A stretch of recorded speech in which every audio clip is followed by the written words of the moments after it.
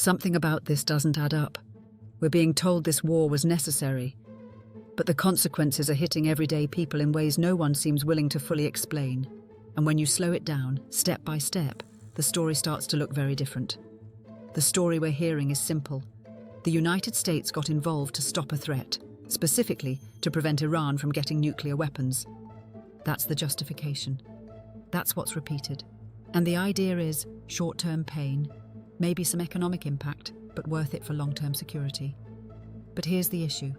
At the same time this message is being pushed, global energy officials are warning we're in what they're calling a historic crisis. According to the International Energy Agency, the world has already lost around 13 million barrels of oil per day, with major disruptions spreading across key commodities. If you haven't done so, go ahead and subscribe. Please support the channel by liking the video. We need your support to keep bringing you news like this. Now let's walk through what's actually happening, step by step. First, energy is global. Oil doesn't operate inside national borders. It moves through shared routes, shared markets, shared risks. One of the most important routes in the world is the Strait of Hormuz. About 20% of global oil flows through it. When that area becomes unstable, prices don't just rise somewhere else, they rise everywhere. Then early in the conflict, sanctions on Iran were lifted. Not out of goodwill, but to increase oil supply. That tells you something important. Even while pushing the idea of confrontation, there was already concern about shortages and rising prices. Now here's the important part. Despite those moves, supply still dropped sharply. And when supply drops, prices go up. And when prices go up, it hits people immediately. At the pump, at the grocery store, in rent, in travel. And here's where it gets interesting. Surveys show nearly 80% of Americans have already changed how they spend money because of gas prices. Over half expect this to last at least 6 months, and likely longer. Then it spreads. People cut back on restaurants, movies, travel. Around 40% are even spending less on essentials like food and medical care, and about 30% are relying more on credit cards, at a time when debt is already at record levels. So when you put that together, you start to see the pattern. This isn't just about foreign policy. It's about a chain reaction.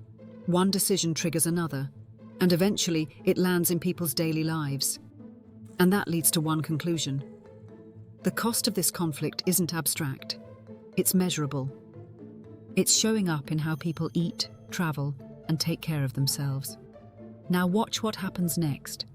While all of this is unfolding, the messaging from leadership is dismissive. Concerns about the economy are brushed off. The impact is framed as manageable, even expected.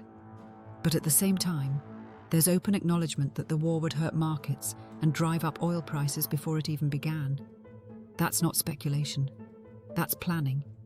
So the question becomes, if the economic damage was known ahead of time, why present it as a surprise now?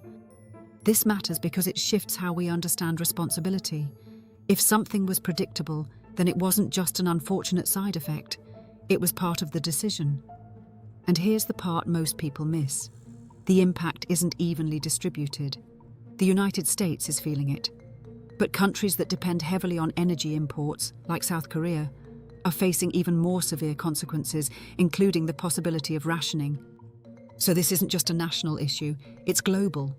One conflict, one supply disruption, and entire economies start adjusting, fast. So the real question is this. If the goal was stability and security, why does the outcome look like instability and strain for millions of people? And more importantly, who benefits when that gap between the story and the reality gets wider?